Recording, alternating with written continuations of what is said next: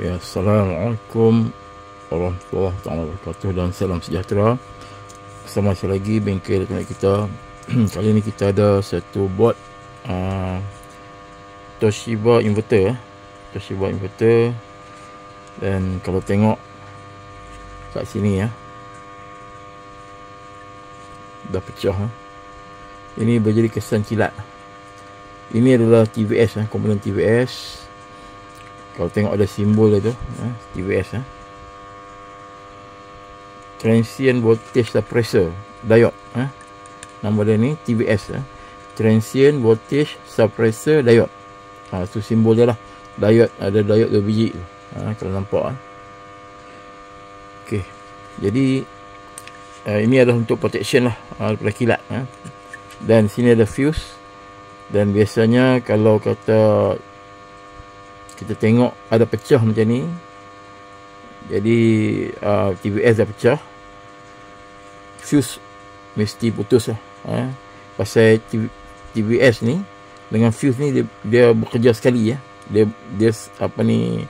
dia bekerja berpasangan, untuk protection lah. Okey, untuk protection kalau berlaku kilat strike kita punya board, so TVS dia akan short dan fuse pun akan putus lah. So kita boleh check, tengok lah.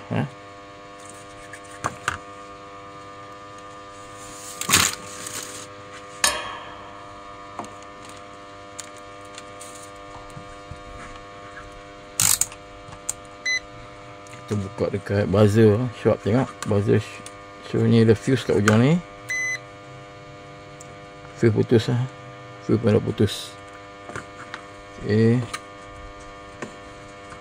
so kita akan tukar lah. Saya akan cabut fuse dan juga TVS ni, dan kita cuba ganti lah. Sekejap, saya stop sekejap. Saya akan cabut fuse dengan TVS dulu. Ok, kita dah cabut lah. Kita dah cabut fuse dengan TVS ni. Ini TVS, ini fuse lah. Kita dah cabut lah. Fuse ni 8M, 8M. Tak tahu boleh nampak ke tak, tapi fuse ni 8M. Dan TVS ni 320 volt. Okey, apa maksud 320 volt? Apabila katakan kilat ni yang sama atau tinggi daripada 320 volt, so TVS ni akan short, fuse pun akan putus. Fuse akan putus. Dia konsep dia macam ni. Dia macam litar dia lebih kurang macam ni. Saya lukis sikit lah bagi senang faham. Litar dia macam ni.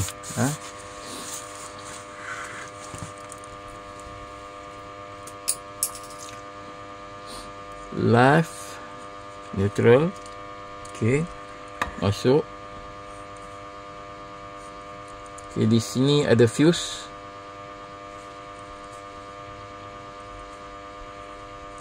(8M). Fuse 8M. Kemudian kat depan ni ada TVS. Dia macam simbol diode. Macam tu lah, lebih kurang simbol dia macam ni. Dia duduk macam ni, antara live neutral, fuse dan TVS. Dan nilai ni adalah 320 volt. Okey, 320 volt lah. Sampai si boleh nampak ke tak? Kejap belakang ni. 320 volt.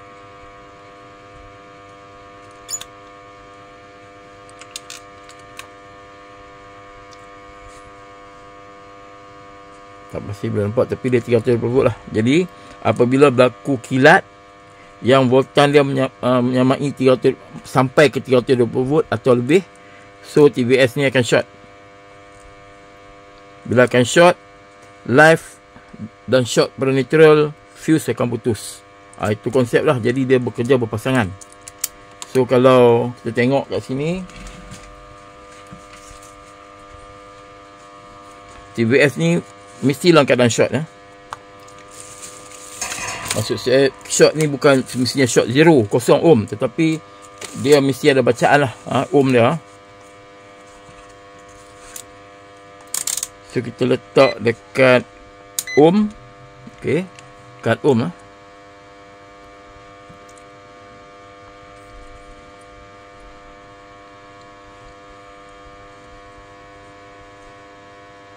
66 ohm, 66 ohm lah, 66.2 ohm. Ada bacaan lah, maksud dia short hingga 66 ohm, agak rendah jugalah. Jadi bila dia short live, current di live akan terus maksud dia terus short ke neutral dan fuse putih lah.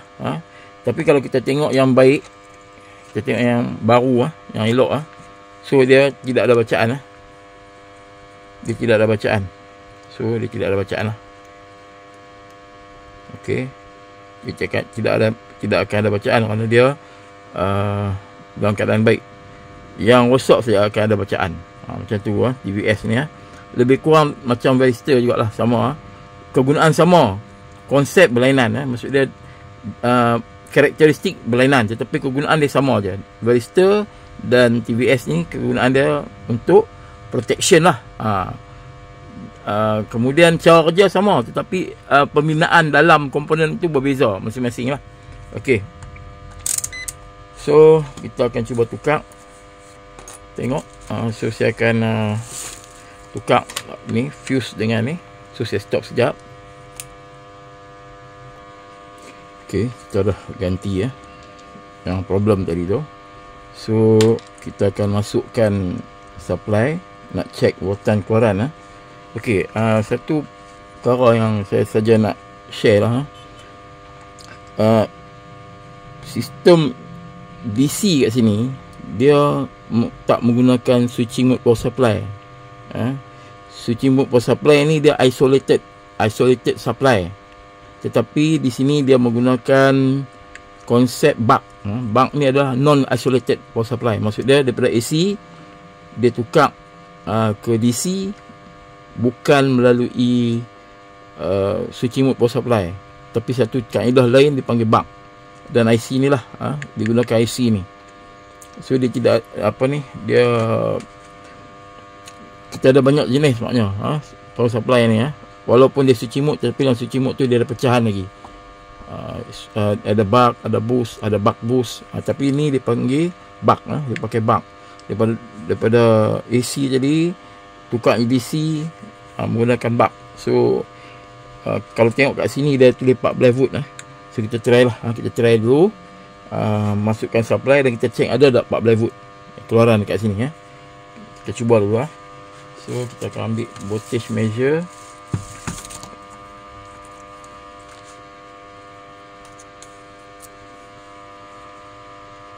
Saya kena on dulu.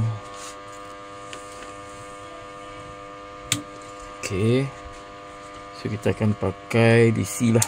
Setting buat DC yang tinggi dulu. Okey, so kita try on, tengok. Bismillah. So 14 volt kita boleh measure kat sini lah, keluaran dekat sini. Okey, ground kat sini ground, sini ground, sini. Okey, tidak ada bacaan lagi. Tidak ada bacaan. Kita off sekejap. Check kenapa tidak ada bacaan. Sekejap saya check tengok. Okey, sebabnya tadi di sini ada ada terminal untuk kompresor thermal overload protector yang kita perlu bypass. Barulah AC masuk AC masuk ke bridge dan juga ke buck ni ke IC ni, ke buck ni, dan jadi DC lah. So sekarang ni saya ada bypass, kita akan test lagi lah. Okey, saya akan on sekali lagi supply. Kita pakai DC. Dia punya di sini ada dia punya 14 volt lah. Dia punya DC keluaran dia 14 volt. So kita tengok ada DC 14 volt. Bismillah. Okay, so sudah on. Kita tengok kat sini output dia di sini di coil ni ada output dia. Okey, coil ni ada output dia lah. So kat sini ada ground. Okey, ground kat sini. Sini output dia lah. Okey, ada 14 volt lah. So data ni setelah okey lah, telah dibaiki lah. So ada keluaran 14 volt. So problem dia tadi adalah TVS kena kilat, short, kemudian fuse putus Jadi apa ni, set off dulu. Jadi untuk protection ni,